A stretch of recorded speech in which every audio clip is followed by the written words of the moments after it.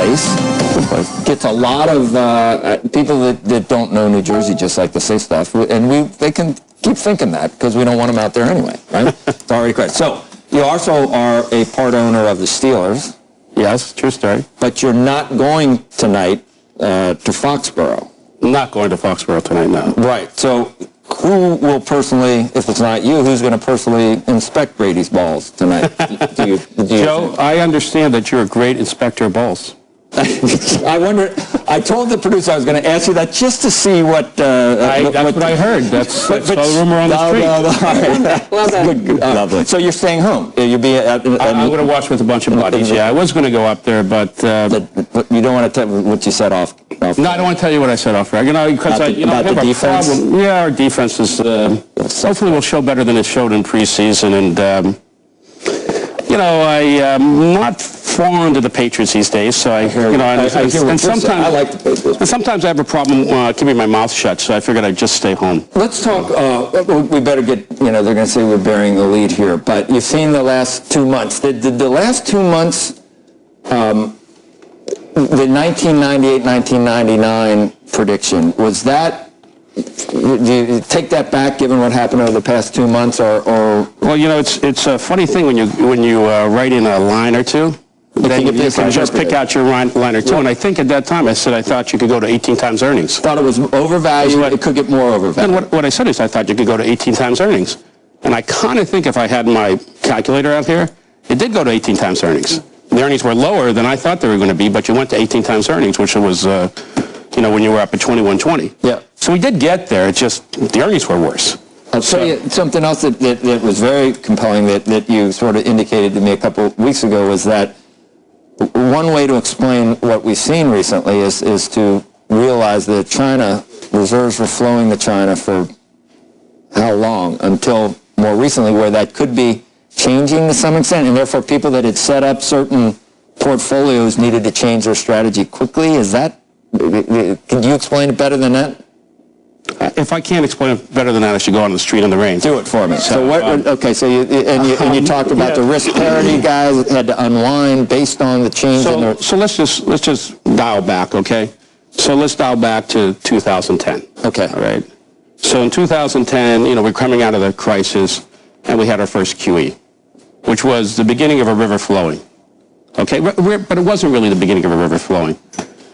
People, you know, there was a river already flowing that suppressed bond yields, and that river started flowing probably around 1999, 2000, 2001 with this reserve currency buildup, and the reserve currency buildup was China and other foreign countries. And what they did is they invested the reserves in longer assets. So some people thought it was a kind of conundrum. I guess some people thought that when rates were lower than they should have been. Well, there wasn't such a conundrum, I think. I think that, that these guys just were buying. And that was good. And then you had QE on top of that. That was nice. So first QE, and then you had the Japanese QE, and then you had the European QE. So you had just a tremendous river flow. So for 15, 17 years, whatever, you had a river flowing one way, right? Just flowing. You could just say a money flow. Reserves got up to 10, 11 trillion around the world. You know how big the QEs were. Then what happened? The U.S. stopped QE, stopped easing. That flow of the river stopped flowing, right? So the river's a little bit still flowing. Still had the reserves, kind of. Still had, kind of Europe and Japan going. And so we stopped. So, it's kind of funny, so you had like streams going against. Then sometime this year you had the reserves flowing the other way, right? Flowing the other way. What happens when you have two bodies of water flowing different ways? What do you get? Turbulence. You get turbulence. You get waves. Mm-hmm. Get any volatility here recently? Yeah. It's like a tidal river, though. It's a tidal river, right? It's a river. So here's the question for you, and you know this, Joe, because you're in the markets and you guys have seen this stuff. When you have 15 years or 16 years of a river flowing one way, and some of the river reverses course, you think there's this guy that said when the waves go out, some people are naked.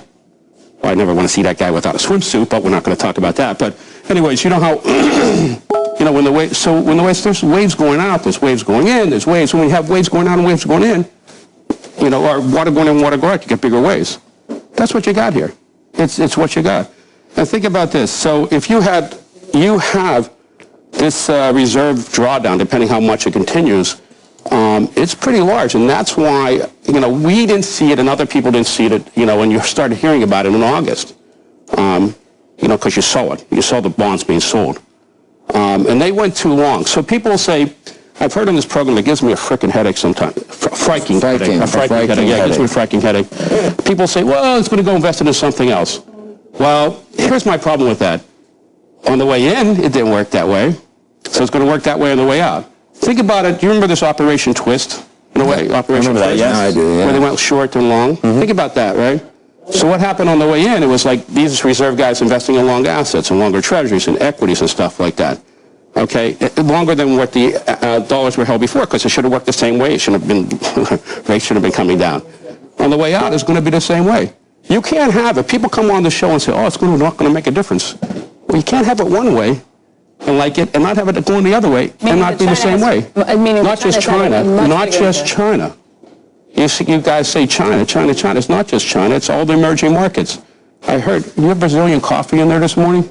Yeah, Brazilian. Okay, yeah, it's not a good cup this morning, right? It's a little lower grade coffee, yeah. That's right. The reserves are just not China. It's around the world. China was $4 trillion. The number's 10. You have the reserves coming out of Saudi Arabia, out of the oil petro companies. You have reserves coming out of all Latin America. You got reserves coming out of the rest of Asia. So it's cumulative. Now, China's a big kahuna. Is that like what you are, Joe? The big kahuna at Balderswell? Yeah. Kahuna. I like Kahuni better. Kahuni? Well, he's a kahuna. You know what? Jackie Gleason was a kahuna. I'm really not big there. I'm the spouse. I get invited to all my wife's tournaments. Well, you look a little pregnant today. So, anyways, did you finish your thought, or you? No. So you asked about the river. So just think about that. So this is the turbulence. This is the issue about money coming out, and it has to be this way. Okay, people who say if it continues on, it has to be that way. It's not going to go into other things. It's going to come in the same way it came in and had the effect. It's going to go out and have the same effect. Now that effect wasn't, like that. They didn't accumulate 10 trillion, 11 trillion reserves overnight. It took a lot of years. Now the only problem is it could be much faster coming out. And that means that change in treasuries or that thing could be more. So you guys are sitting here, people are fussing about the Fed, this with the Fed, that with the Fed, that with the Fed. Who cares? I mean, it's going to be 25 basis points, reflected 15 basis points in the market. It won't matter because it might accelerate some of these things we're talking about, and you'll get to an issue. Now, the one thing about these reserves and the way they work this way, you went for a long time with China and other people having undervalued currencies, right? So what happens if you have something undervalued? What do you want to do? You want to buy it. So you want to put your money in that country, right? You're 10% undervalued, 20% undervalued. It's a free game.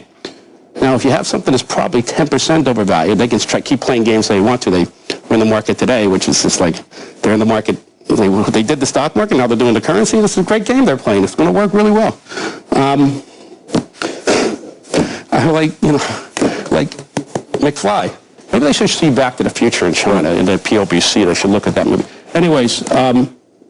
Meaning that the Chinese are not going to be able to hold this off or continue to maintain. Well, they can hold it, but you're going to just have a faster reserve because if the currency is overvalued, people will find a way out of the currency. Now they can shoot people and keep them from taking the money out, but what they can't do is they can't keep them from paying back dollar debt and euro debt and Hong Kong dollar debt, which is the same as dollar debt. So that money will leak out, but it will leak out regardless of what they do. But what they can do is they're trying to keep different, they can try to make it tougher for people to take out the money. But there's going to be, when you have an overvalued currency, just like you had an undervalued currency, and then when you markets markets work. There's still, the rivers flow. You're going to try, if you try to keep the river from flowing, to keep flowing, you better have a dam, you better have a very good dam. And when that dam breaks, it's a bigger problem. You specifically mentioned risk parity and some stuff. The only reason I mentioned risk parity, and I don't know the different strategies. Portfolio insurance. No, I'm not an expert on risk parity, so I'm going to apologize to the risk parity guys about this, okay? Just to begin with. But as I understand risk parity, you go long bonds, or you go long equities, or you go long something. Now, going long something for the last 15 or 17 years, I got one other great thing for you. Going long something for the last 15 or 17 years, when you have all this money flow just flowing one way, that's going to work. and I don't know if it's just risk parity or something else, but when you change the flows, or you may be changing the flows, you better be thinking about changing your positions. And here's the other thing. When you have these flows going, right, and people say, these positions over the last 2 years, hedge funds. Okay, I looked at Goldman Sachs data. Last 2 years, hedge funds have been between 62 and 72% net long, right? Now they're 64% long, net long. So people say, they're kind of on the bottom of the last 2 years. Well, the 5 years before that, they were 23 to 62, but if you take out 09, they were 42 to 62. Okay, in that period. Now, I think there's a little bit, because of this scenario that we're talking about, and this is kind of right? It's kind of right. It makes sense. It's logical. It's easy. It's simple. It's right. You're going to have more volatility. You have to. You don't know how the rivers are going. Until you know how the rivers are going, and if they're going, you're still going to have volatility. Now, 22%, 22 vol is probably a low vol. Got there yesterday morning or something like that, should be bought. In this environment, it was just 13, 14, so people still want it to be 13, 14. So, but in the hedge funds, if you have now, now I'm not a big believer of value at risk, right, VAR? Right. But if I was, I guess I am a little bit, your portfolio has gotten so much riskier in the 60s than it was, 2 months ago, because you have different things going on. And this is the things, so that's that part. That has to be right. Has to be right. Mathematically. It's a big macro picture. Mathematically right. Now look at mutual funds cash. Look, you say the same thing. In the last couple of years, it's moving up, but in the last 5 years, it's on the lower end. So all these guys, this risk-adjusted, and this risk has something to do. Now, I don't know VAR. I know I'm supposed to have a lot of cash, right? Because that's the same thing. That's like old time, right? Before there was VAR, I knew I had cash. I didn't have to think about it. I just knew it. Right. So it's like Copernicus without a telescope, right? You know things are happening. You don't need the telescope to know it. You just know they're happening. Does that mean that the valuations of the company, that the macro is way more important now? And trying to figure but think about, let's go to the micro a little bit. But not micro individual companies, but micro companies in general. And we can talk about things you talked about on the TV. Some things may still be cheap. Some things are questionably cheap or not cheap. So you went to an environment, and people were waiting for it to come back, where you had, China growing, legitimately growing 7, 8, 9, 10%. Brazil growing, 4 or 5%. A lot of other, Latin American countries growing, these countries, they're taking down growth everywhere. And if I think China, and I could be optimistic about this, is, 4 or 5%, it could be 2%. They could be at that moment. They overbuilt a lot of different things. Now, here's the problem for you. So you have, China with a big growth problem, Brazil downgrade, or Russia just a mess. India's okay. So, a few years back, somebody said these BRIC companies were great. So, you don't want to look at these, these U.S. companies with BRIC exposure. It's great to be standing on top of that BRIC and have a higher PE, but when that BRIC's around your neck and the water's rising, that's not such a good thing because you can drown with that BRIC. Mm-hmm. Okay, so what's not happened in the market? Go through these companies. You can do it today. You can go down the list of the first S&P companies, industrial companies. Look at the PEs. Should a Colgate trade in the 20s someplace? You had Mondelez on today. Mm-hmm. Should a Mondelez trade in the mid-20s? PE. With the future growth. Okay, so you pick the company, GE, you can go down the list of the big, they all have huge emerging market exposure. So I think the U.S. is a great place. And here's the other thing. Okay, when I came on before, now you quoted a lot of stuff for me that was like one-liners, but I've only been on twice, maybe? 3 times? Maybe 3 times. Right. Okay, so I've only really been here. Right. And every time you come on, you come to the question, what about margins? This is Andrew's favorite question. He loves to ask questions about margins. I said, and people say margins are going down. And I say, no, they're not. And no, they weren't. Now, ask me the question, Andrew. What's happening to margins? Let's think about margins now.